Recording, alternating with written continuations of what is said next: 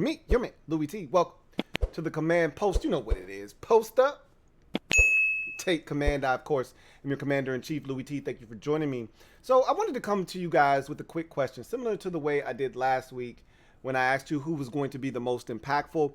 I want to know, and it's in the NFL, honestly speaking, there's no position more important than quarterback, and just about every player on the field is replaceable. Some guys have a bigger impact than others, and it's harder to replace some guys than others. However, just about everybody is replaceable. Sans for the quarterback.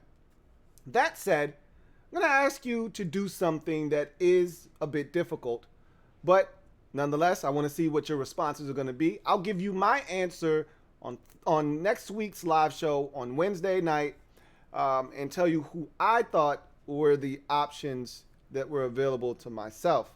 But I want to ask you guys, outside of quarterback, so let's remove Carson Wentz from the equation, or anybody at the quarterback position, Taylor Heineke, whomever. Let's remove those guys, the entire quarterback position, from the equation. Who is the most indispensable player on the football team? And I want each side of the ball. So who's the most indispensable offensive player, non-quarterback related? Who is the most indispensable defensive player on this football team? I think I know who you guys are going to pick on both sides of the football, but humor me, okay? Who is the most indispensable, the guy we could ill afford to lose on each side of the football, sans for the quarterback position, okay? So looking forward to your responses to this question. Leave it down in the comment section. I hope those of you who are going out to practice tonight enjoy yourselves, get a good show, and hopefully you get to come away with some hot takes.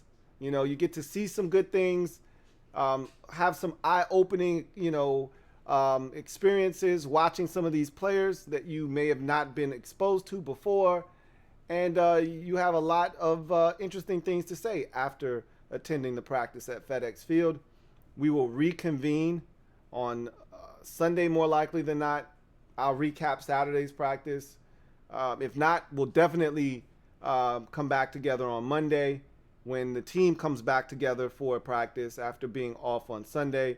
And then we'll jump into the regularly scheduled programming. We'll be live Wednesday this week instead of Thursday because of the preseason games that will be taking place on Thursday. I want to be front and center for those, even though it's going to be trash. Still, I want to be front and center for those. So anyway, we'll be live on Wednesday night, and we'll really turn our attention to Washington's preseason game, which will take place on Saturday afternoon at 1 p.m. at FedEx against the Carolina Panthers. But in the meantime, you guys enjoy your weekend. Love to hear your thoughts on that question. Leave it down in the comment section. Would love to get a little bit of a reason as to why. But if you don't want to give that, as I said last week, just simply give me your two options, one on the offense, one on the defense. And so, with that said, I am a Washington fan, etched in burgundy and gold. My Washington spirit will never die. Washington spirit will never fold. Until we meet again, post up and take command, you guys. Have a great weekend. Take care, and I'll see you next time. LouieTeeNetwork.